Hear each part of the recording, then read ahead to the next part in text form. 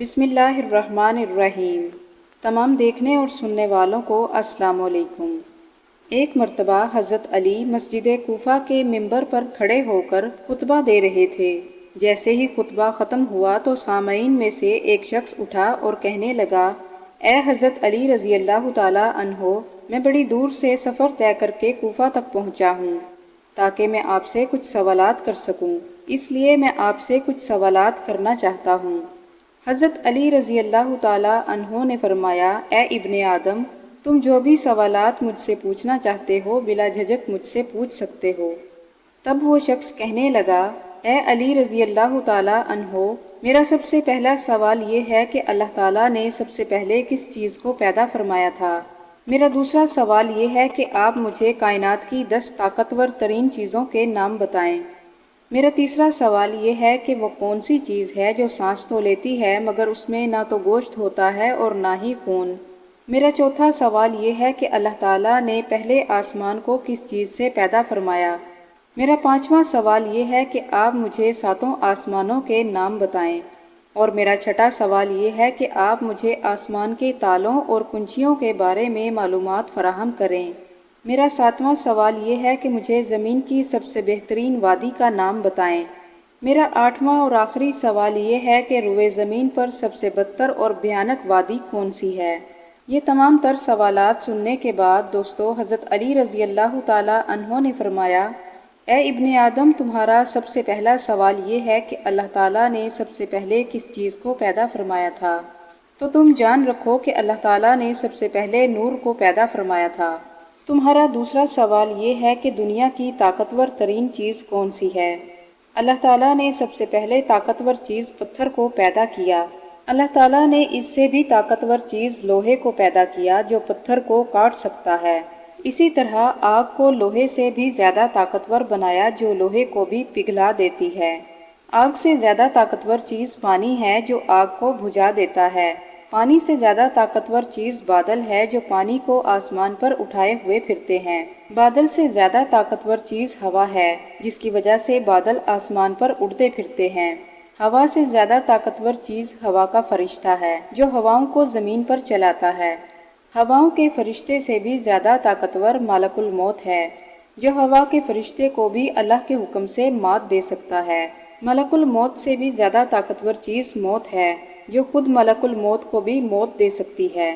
موت سے بھی زیادہ طاقتور چیز اللہ کا حکم کن ہے۔ جب اللہ تعالیٰ کسی کام کو کرنے کا حکم جاری کرتا ہے تو پھر کوئی چیز بھی اللہ کے حکم کے درمیان رکاوٹ نہیں بن سکتی اور وہ کام اللہ کے حکم سے ہو کر رہتا ہے۔ اے ابن آدم، تمہارا تیسرا سوال یہ ہے کہ وہ کون سی چیز ہے جو سانس تو لیتی ہے مگر اس میں نہ تو گوشت ہوتا ہے اور نہ ہی خون؟ تو تم جان لو کہ وہ چیز صبح ہے۔ اللہ رب العزت نے قرآن مجید میں ارشاد فرمایا کہ قسم ہے رات کی جب وہ جانے لگے اور صبح کی جب وہ سانس لے کر آنے لگے۔ اور پھر حضرت علی رضی اللہ تعالی عنہ نے فرمایا، اے ابن آدم، تمہارا تیسرا سوال یہ ہے کہ اللہ تعالیٰ نے سب سے پہلے آسمان کو کس چیز سے پیدا فرمایا تھا؟ تو جان لو کہ اللہ تعالیٰ نے سب سے پہلے آسمان کو پانی کے بخارات سے پیدا فرمایا۔ بخارات پانی کے بھاپ یا دھوئیں کو کہتے ہیں جو پانی کے گرم ہونے کے بعد اس سے نکلتا ہے۔ اللہ تعالیٰ نے اس سے پہلا آسمان بنایا۔ اے ابن آدم، تمہارا اگلا سوال یہ ہے کہ تمہیں 7 آسمانوں کے نام بتائے جائیں۔ تو جان رکھو کہ اللہ پاک نے سب سے پہلے آسمان کا نام رفیع رکھا اور اسے پانی اور دھوئیں سے تخلیق کیا، اور دوسرے آسمان کا نام کیزوم ہے، یہ رنگ میں تانبے کے رنگ جیسا نظر آتا ہے۔ تیسرے آسمان کا نام معروم ہے اور یہ سرخی مائل خاکی رنگ کا ہے۔ چوتھے آسمان کا نام ارفالون ہے اور یہ آسمان چاندی کے رنگ جیسا ہے۔ پانچویں آسمان کا نام ہائفالون ہے اور اس کا رنگ سونے کے رنگ جیسا ہے۔ چھٹے آسمان کا نام اروس ہے اور یہ سبز یاقوتی رنگ کا ہے۔ اور پھر 7ویں آسمان کا نام اجمہ ہے اور اس کا رنگ سفید موتی یعنی نور جیسا ہے۔ اور تمہارا اگلا سوال یہ کہ تمہیں آسمان کے تالوں اور کنجیوں کے بارے میں بتایا جائے۔ تو اے ابن آدم، جان رکھو کہ آسمان کے تالے اللہ تعالیٰ کے ساتھ شرک کرنا ہے۔ جو اللہ کے سوا کسی اور کو معبود بنائے گا تو یقیناً اس کے لیے آسمان کے دروازوں کے تالے کبھی نہیں کھلیں گے۔ ان دروازوں کے تالوں کی کنجیاں موت سے پہلے سچے دل سے لا الہ الا اللہ کی گواہی دینا ہے۔